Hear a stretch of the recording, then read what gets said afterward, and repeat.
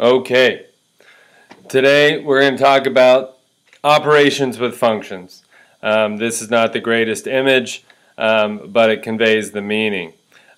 You can add functions together, often written this way with a shortcut, the function f plus g, add the functions together of x, but this is what we're doing, f of x plus g of x. Similar notation for subtraction, multiplication, and division. This is the hard one. This is the one we'll review a little bit. And we'll do these, but these should be a little bit quicker. So you can add two functions, you can subtract two functions, you can multiply two functions, and you can divide two functions. And it's as easy as you think it would be. So here's an example.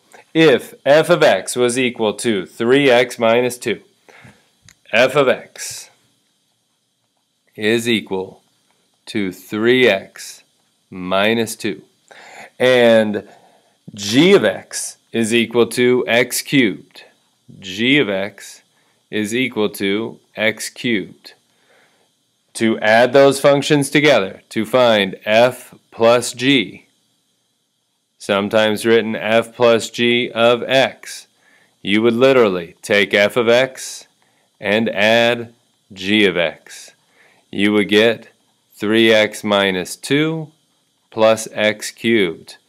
I think it's better form to write this in what we call descending order, but if you didn't, you wouldn't lose points. And there we go, we just added them together. You got to be careful with domains. This is a linear function. Domain is all reals. Range is all reals. This is a polynomial function, cubic function to be more specific. You should know the graph of that function, right? It's the simple cubic function. Over 1, up 1, over 2, up 8, back 1, down 1, back 2, down 8. Again, domain of any polynomial function, all reals. And the range, all reals. So nothing changes here. The domain and range of their sum would be all reals. And there we go. If we had to subtract those functions, I don't have a great erase function here, so I'm just going to try to change this to a minus sign here. That would be a minus sign here. That would be a minus sign here. And I would have negative x cubed plus 3x minus 2. If I was to multiply them, it gets a little different. So let's take a look at multiplying. To multiply those two functions, f of x, 3x minus 2, or sorry, 3x plus 2. No, it was minus 2. 3x minus 2. And g of x is x cubed. To find f times g, sometimes written f times g of x, that is a closed dot, meaning multiplication. That would be 3x minus 2, all of f of x, times x cubed. We would distribute the x cubed, and we would get 3x to the 4th minus 2x cubed, which is a very different function. Still though, domain and range all reals. If we were to divide, that's where we have to be careful. So, take that function, f, and divide by g. Now we would take 3x minus 2, and we would divide by x cubed. The domain up here is all reals. The domain down here is all reals. But the domain of our new function has restrictions. Why? Because you can never divide by 0. So now the domain is, hey, x can't equal 0, because if you plugged in 0 here, you would get negative 2 divided by 0, which is undefined. That would also affect the range, and if you want to know how it affects the range, that's unit 4. We're in unit 2, so we got a ways to go. Good? Range isn't as important here. Definitely understanding why the domain has changed is. Okay, the harder one is this idea of f composed of g of x, or g composed of f of x. So we write that funny in math, so we say f composed of g of x. And I know it looks like fog, but really what that is an open circle.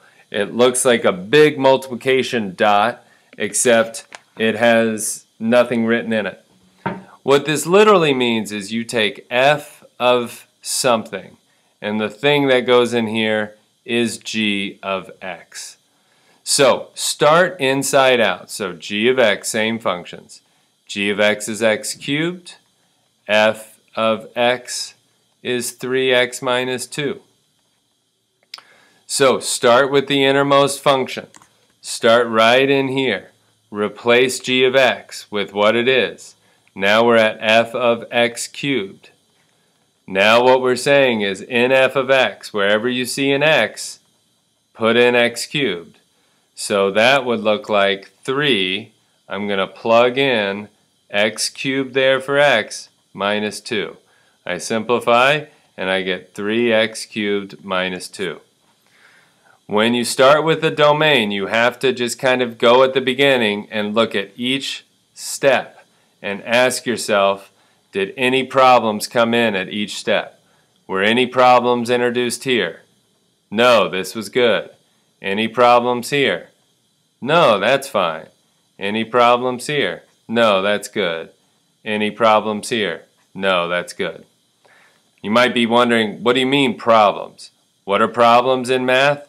Dividing by 0, square roots of negative numbers. That's where we have to watch out. That's where we introduce things that are no longer defined or that are not real.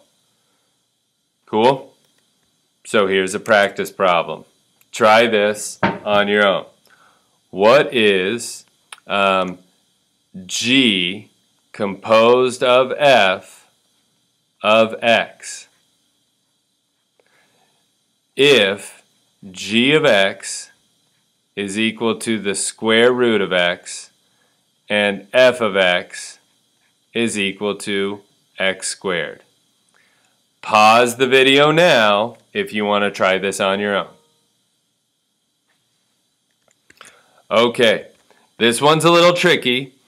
If you this one involves some problems, don't worry about those first. Just start with what this means.